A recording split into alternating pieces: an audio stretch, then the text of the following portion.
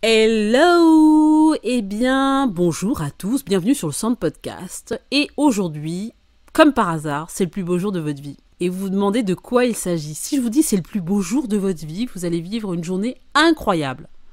Non, ce n'est pas votre anniversaire. Non, ce n'est pas l'anniversaire de votre père. Non, non, non, c'est votre mariage. Mais oui, parce qu'en fait, c'est comme ça qu'on appelle ça. Le plus beau jour de sa vie, c'est le jour de son mariage. Bon. Moi, perso, le plus beau jour de ma vie, c'était pas ça. Le plus beau jour de ma vie, c'était la naissance de mes enfants, en fait. J'en ai eu 2 jours, puisque j'ai eu la bonne idée d'accoucher 2 enfants le même jour, voilà. Mais je considère que c'est ça. Mais enfin bon, peu importe, ce n'est pas le sujet, Sandra. Voilà.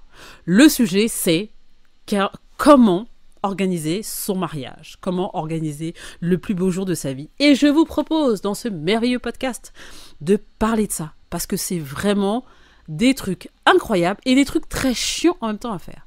Voilà, donc on va essayer de pas partir dans tous les sens, mais je vais vous guider, voilà, pas à pas. À tout de suite pour toutes ces informations concernant le mariage.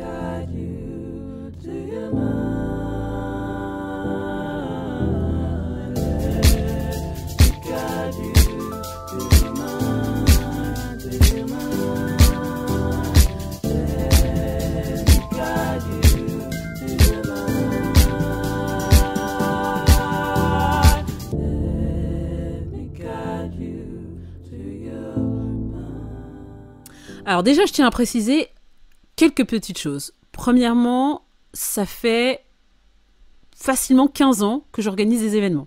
Là, je vais pas vous parler dans le vent d'un truc que j'ai inventé dans ma tête. Non, on organise des mariages, on vit des mariages, on est avec des mariés toute l'année, on les accompagne dans toutes ces phases, tous ces questionnements.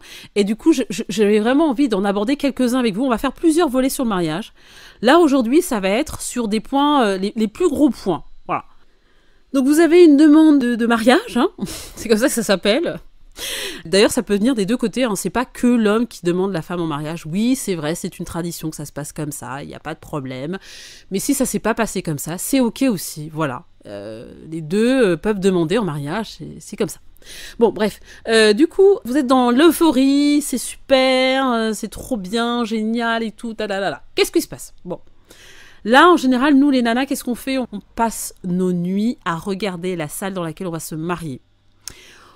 On passe notre nuit à regarder la robe dans laquelle on va se marier.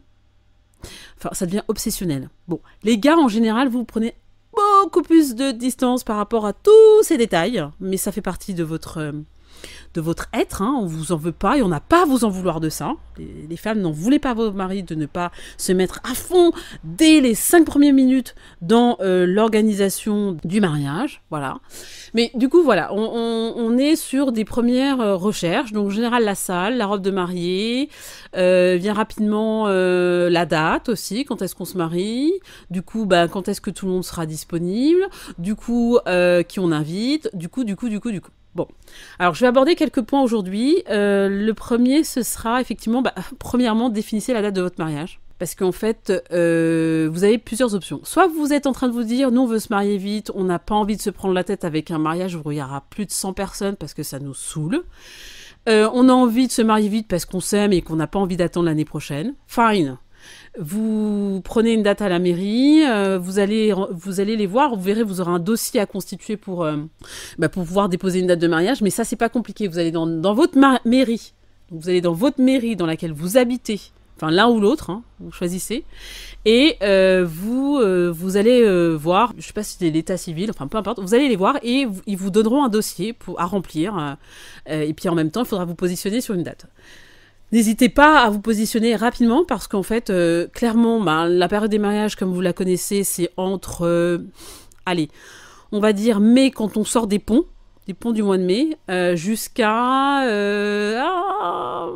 septembre, voire arrière-saison octobre. Voilà, donc ça c'est vraiment... En tout cas, septembre est devenu une période de mariage intense. Ne vous dites pas, il y aura moins de mariages en septembre, c'est pas vrai. Donc voilà, donc vous choisissez votre date de mariage et après vous n'êtes pas obligé de rester dans un truc très conventionnel. Mariez-vous quand vous voulez. Si c'est en avril, ce sera en avril. Si c'est en décembre, ce sera en décembre. Faites ce que vous voulez. Mais effectivement, si vous voulez bénéficier d'un temps clément et d'être dans une robe où vous sentez l'air sur vous et la chaleur et qu'il pleut pas, Parce que ça, c'est un truc qui est quand même très drôle. C'est que, par exemple, pour tous les gens qui sont en France, la pluie en été, elle n'est pas exclue du tout. Mais bon, voilà, choisissez votre date. Une fois que vous avez choisi votre date, en tout cas, vous avez statué sur une ou deux dates qui pourraient convenir. Je vous conseille de faire d'ailleurs plusieurs dates, n'en faites pas qu'une. Parce que vous avez commencé à informer, en fait, votre entourage de la date que vous allez choisir. Donc, pour que tout le monde soit disponible, laissez-leur le choix. Parce que vous n'êtes pas les seuls à vous marier, il y a d'autres événements, entre les baptêmes, les anniversaires, les trucs, les machins, les bidules. Si vous avez envie d'avoir un maximum de gens, et en tout cas tous les gens que vous aimez, je vous invite à prendre les devants assez tôt pour trouver une date qui puisse convenir à tout le monde. Et voilà. Après, il y a des gens qui font des doodles, donc D-O-O-D-L-E, vous verrez, c'est gratuit, c'est sur Internet, et ça vous permet de faire un sondage pour savoir quelles sont les disponibilités des uns et des autres. Voilà, ça fonctionne assez bien. Vous rentrez votre prénom, vous mettez plusieurs dates et en fait, vous envoyez des notifications aux gens par mail. Ils n'ont plus qu'à remplir. Et vous avez rapidement la date qui pourrait convenir à tout le monde. Donc ça, c'est vraiment top parce que ça vous évite de passer une plombe au téléphone, appeler tout le monde, envoyer 10 000 messages, blablabla. Bon, mais chacun fait comme il veut. Donc la date, ça c'est fait, c'est booké, ça y est, vous avez votre date, c'est génial, paf, vous allez à la mairie, paf, elle est disponible, l'horaire que vous voulez disponible, tout roule. Bon. Maintenant, vous avez sélectionné les personnes les plus importantes que vous voulez absolument voir à votre mariage, mais vous êtes en train de vous interroger sur les gens que vous allez inviter. Parce que le nombre de personnes que vous allez inviter va déterminer la salle que vous allez choisir. Donc, il y a des gens qui disent tout de suite, moi c'est rédhibitoire, j'ai pas envie d'un mariage à 500 000 personnes. Enfin, 500 000, j'exagère, mais un mariage à 100 personnes et tout, ça me gonfle. Donc, on va faire un mariage intimiste. Et ça se fait de plus en plus.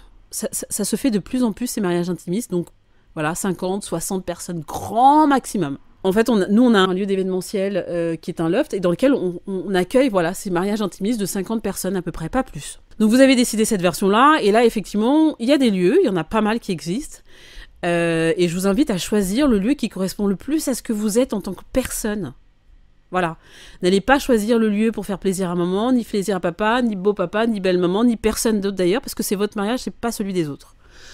Et sinon après, si vous êtes en mode, non, moi j'ai une grande famille en fait, donc j'ai envie d'inviter tout le monde, et les potes, et les machins, les bidules, et on se retrouve à plus de 100 personnes, et bien là, pareil, on a une tonne de lieux.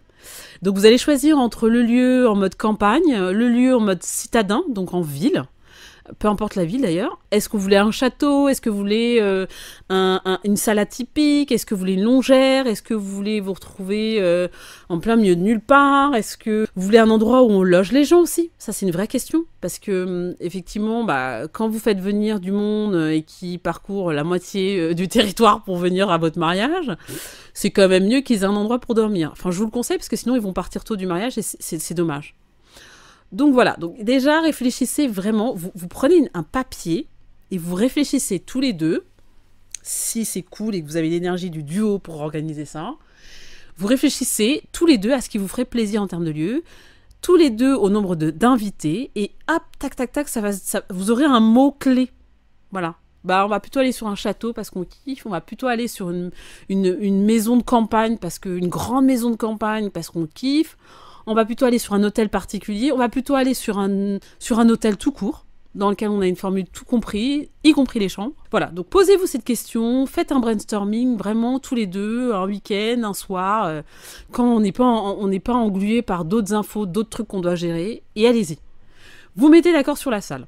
Maintenant, donc on a le nombre de personnes, on a la salle, enfin à peu près le type de salle qu'on voudrait, et on a la date. L'étape suivante, quand même, c'est de se poser la question de combien d'argent on voudrait mettre dans le mariage. Non, mais je vous le dis parce que, en fait, pour avoir coaché, encadré des mariés, je leur dis toujours, faites votre budget de mariage. Si vous ne pouvez pas le faire, moi je vais vous le faire. Vous me donnez une enveloppe, grosso modo, de ce que vous avez envie de dépenser.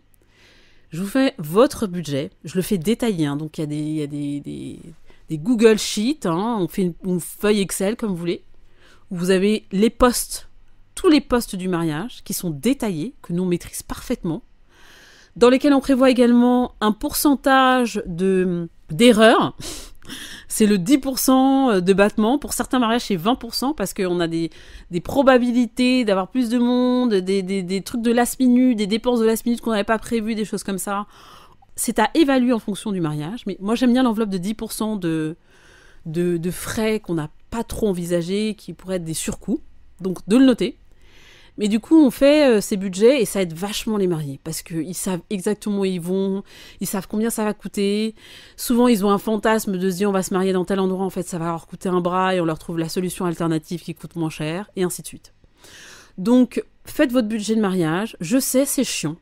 Mais c'est pareil, on a, nous, on met à disposition dans nos coachings, parce qu'on fait des coachings pour des mariés, qui n'ont pas envie de prendre une wedding planner, qui ont envie de se démerder par eux-mêmes et qui finalement hésitent un peu parce qu'il y a des choses sur lesquelles ils ne savent pas trop faire. Donc ils ont envie d'être libres et du coup ils prennent des heures de coaching de mariage. Voilà. Et je trouve que ça c'est une formule top, on a mis en place il n'y a pas longtemps et ça cartonne. Et du coup ça permet d'avoir une liberté, mais voilà, de se faire aider sur des sujets bien précis. Donc le sujet du budget, on peut vous aider là-dessus.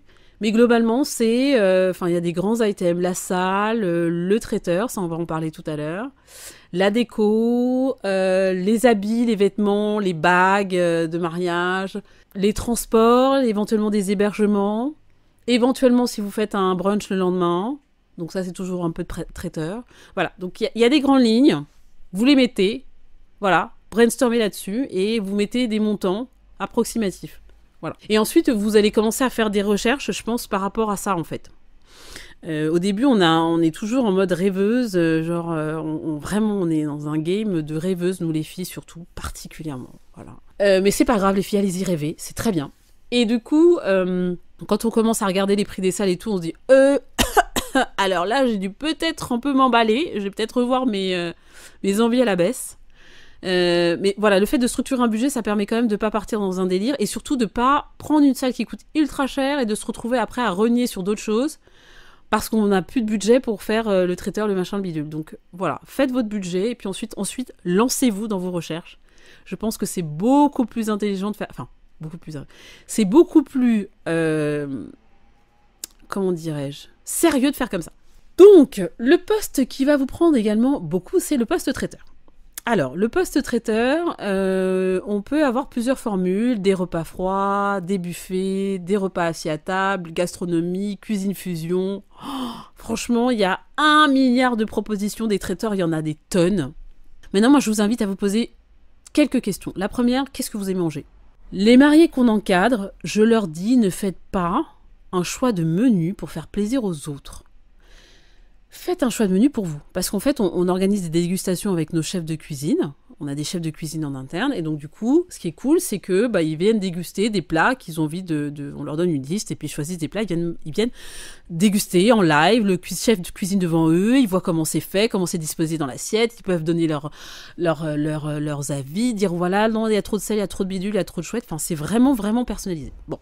Mais c'est vrai que c'est bien quand même de s'interroger sur ce que vous aimez bien manger, ce que vous n'aimez pas manger. Et après, j'aime bien l'idée, et on marie de plus en plus de couples qui viennent de partout, des doubles cultures, enfin, voilà, cette richesse incroyable qu'est le monde, et des cultures qui se rencontrent à travers le mariage, du coup. Et j'aime bien l'idée de rendre hommage à ces cultures dans le mariage. Donc si vous trouvez un traiteur qui fait la cuisine fusion, c'est génial. Parce que vous venez de Côte d'Ivoire, votre mari vient d'Allemagne, ou vous venez d'Irlande et votre femme vient du Japon. C'est génial si vous avez un traiteur qui peut s'accommoder vraiment de cette union de deux cultures et vous proposer une cuisine qui soit la fusion de ça, quoi. Alors là, vous êtes au max.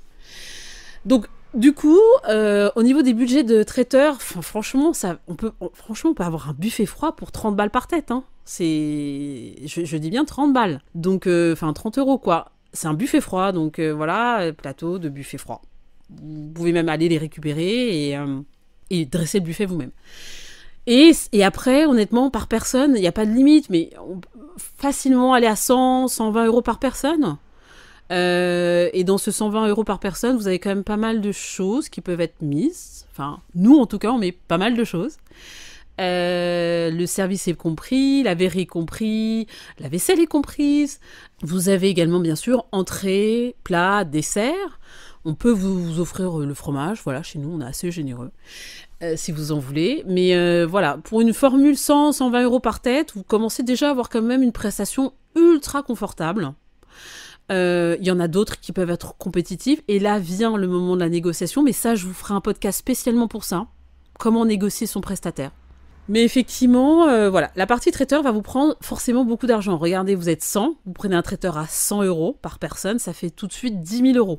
Donc c'est pas négligeable. Et quand bien même c'est 50 €, ça fait 5 000. Pareil, ça reste pas négligeable. Donc le traiteur fait partie d'un des postes les plus importants de l'organisation du mariage. Donc vous choisissez le traiteur, allez goûter. Hein, ne prenez pas un traiteur sur un devis, s'il vous plaît. Allez goûter, allez voir où il est installé, où sont ses cuisines, comment il cuisine. Voilà. Si vous vous sentez bien avec lui, si vous vous sentez à l'aise avec lui, parce qu'il va être une part importante de votre mariage. Si vous êtes dans une... Et pareil pour la visite de salle, en vrai. Hein. Quand vous visitez une salle et que, je sais pas, vous rencontrez le gars ou la nana qui vous reçoit et en fait, ça fit pas, quoi. Elle est pas agréable ou il est pas agréable, elle est un peu distante, elle est froide, il y a des suppléments à chaque instant. Oh, alors là, les suppléments, mais fuyez, quoi. Fuyez. La note est salée à la fin. Voilà, donc... je dirais, il y a des choses rationnelles qui sont importantes. Voilà, j'ai un contrat qui sera fourni par le traiteur et la salle, dans lequel il y aura tout expliqué, tout détaillé, toute la prestation proposée. Il faut que ce soit clair aussi, ça. J'ai un tarif qui est précis, avec un détail de ce qui sera fait durant la prestation. Donc, c'est écrit noir sur blanc. Ça, c'est important. Mais au-delà de ça, après, il y a votre intuition, comment vous vous sentez. Là, je me souviens, moi, quand les mariés viennent visiter notre lieu, ou quand je les emmène visiter un autre lieu, j'accorde une grande importance à ça, quoi. Moi, je les reçois comme si je recevais des amis, hein, vraiment. Ils viennent, bienvenue, on offre quelque chose à boire, on se met à l'aise, parce que si vous êtes reçu dans un lieu de réception ou par votre traiteur avec une forme de nonchalance ou on vous prend de haut, on vous dit que vous n'avez pas le choix, on vous dit qu'il y a des suppléments tout le temps, on vous dit qu'on s'adapte pas, fuyez, vraiment, fuyez en fait. Ou alors exprimez tout de suite que non, en fait, moi je pensais avoir ça, si ça, exprimez-vous et voyez si la personne est réceptive, le prestataire est réceptif à vos attentes. Sinon, franchement, barrez-vous. Parce que vous pouvez pas dépenser autant d'argent, vous mettre en collaboration avec un prestataire qui est très loin de votre état d'esprit. Hein, c'est pas possible. Alors, autre poste qui peut être cool à quand même envisager, c'est la décoration, le choix des couleurs, les choix des thèmes, etc. Donc pareil, je ferai un podcast spécialement sur ça. Mais je veux juste aborder la chose. Aujourd'hui, sur Pinterest, vous avez beaucoup de propositions de tableaux avec des inspirations. C'est génial, c'est une mine d'or. Allez-y. Si vous ne savez pas quoi faire, vous allez vous balader dessus, vous tapez des mots-clés et vous trouverez. Vous trouverez la photo, le truc, le machin. Assemblez même des photos de différentes choses que vous voulez, que ce soit la décoration de la table, que ce soit la décoration du lieu de mariage, que ce soit la décoration de la salle, la décoration de la voiture, le bouquet de mariée, les décorations que vous voulez mettre sur le costume de votre mari, etc. Bref. Allez-y, regardez, c'est vraiment une lourde source d'inspiration. Voilà. Et en fait, vous pouvez vous pointer chez un fleuriste avec ces photos-là et vous pouvez vous faire établir un devis avec des choses très concrètes. Donc, c'est beaucoup plus simple que dire oui, alors je pense à un bouquet, truc, nanana. Non, voilà la photo de ce que je veux. Est-ce que vous pouvez le faire, premièrement? Et deuxièmement, à quel prix? Comme ça, vous avez pas que des choses très précises. Vous faites plusieurs fleuristes. N'en faites pas qu'un. N'allez pas que chez un fleuriste. En tout cas, sauf si c'est le fleuriste que vous avez depuis des années et que vous adorez et vous dites c'est mon fleuriste pour mon mariage. Et ça, c'est OK. Mais si vous êtes en recherche et que vous ne connaissez pas de fleuriste, ne mettez pas tous vos œufs dans le même panier. Allez faire une étude comparative ailleurs. Donc vous en prenez 3, en général 3 c'est très bien. Et vous comparez les prix. Ou vous comparez les expériences produits. Enfin voilà. Voilà, écoutez, premier petit podcast pour vous donner quelques éléments. Je vais en faire plein d'autres sur le mariage, sur l'organisation de mariage, détaillés sur plein de thématiques, parce qu'il y en a beaucoup. On est en train de préparer également du contenu qui va être fait de manière un peu rigolote, que vous pourrez offrir à des futurs mariés, que vous pourrez offrir à des enterrements de vie de jeunes filles, que vous pourrez offrir à des potes aussi, parce qu'en fait ce sera un livre un peu rigolo, mais qui donnera plein d'explications très précises et très détaillées sur comment on organise un mariage. Et aussi, l'autre chose que je voulais vous dire, et que je n'oublie pas de vous rappeler, c'est que nous sommes, mes sœurs et moi, et ma mère, qui travaillons dans cette entreprise familiale, que je n'ai pas présentée, mais que je vous présente maintenant en fin de podcast, qui s'appelle Upgrade. Et donc, du coup, l'idée, c'est, à travers les différentes compétences qu'on a toutes, et ça, c'est génial, parce que moi, j'ai une sœur qui est coach en créativité. Donc, du coup, ce qui est génial, c'est qu'elle va pouvoir vous guider dans la création de votre univers, du thème, des couleurs, de la décoration de votre mariage. J'ai une autre sœur qui, elle, est spécialisée dans tout ce qui est gestion des relations, parce qu'en fait, un mariage, c'est une entreprise à elle toute seule, quoi. Oui, parce qu'un mariage, c'est une entreprise à lui tout seul. Donc, dans tout ça, il faut gérer les gens, les contrariétés, le beau-père, la belle-mère, les familles qui se rencontrent, qui s'aiment pas, nanani, lalala, blablabla. Bref, donc du coup, elle aide à faciliter ça. Et c'est vrai que quand on fait des rendez-vous avec nos mariés, dans notre loft, eh bien, on pose toujours ces questions-là, comment ça se passe au niveau des familles, est-ce que tout le monde s'entend bien et tout, parce que c'est des sujets qui sont tendus, souvent, et déjà dans le couple. Et nous, on est facilitateurs d'énergie quand même. Donc, si on voit qu'il peut y avoir des problématiques, on en parle avec eux. On peut faire un rendez-vous, on parle que de ça, quoi. Donc voilà. Et j'ai une sœur qui est aussi DJ, sound designer. Donc elle fait tout ce qui est animation musicale, toute la création du contenu musical du mariage, y compris l'animation pour la soirée. Donc ça, c'est super. Et moi, du coup, je suis coach. Coach certifié, j'ai pas précisé que mes sœurs étaient coach aussi, mais coach certifié. Je suis formatrice aussi certifiée, avec également cette expertise d'organisation d'événements depuis des années. Et donc du coup, tout ça mis bout à bout, ça me permet aujourd'hui d'être une experte et de vous proposer en fait des vraies solutions, des vrais accompagnements. J'ai accompagné des dizaines de mariés et voilà. Donc du coup, j'espère que ces premiers conseils vous auront plu. Je vous invite à partagez ça autour de vous, très important, parce que des conseils disponibles gratuitement, il n'y en a pas beaucoup, pas assez en tout cas. Et je vais continuer à faire des podcasts, je vais vous réserver cette surprise de ce contenu en forme de livre qui arrivera bientôt. Et dès qu'il arrivera, ne vous inquiétez pas, vous serez au courant.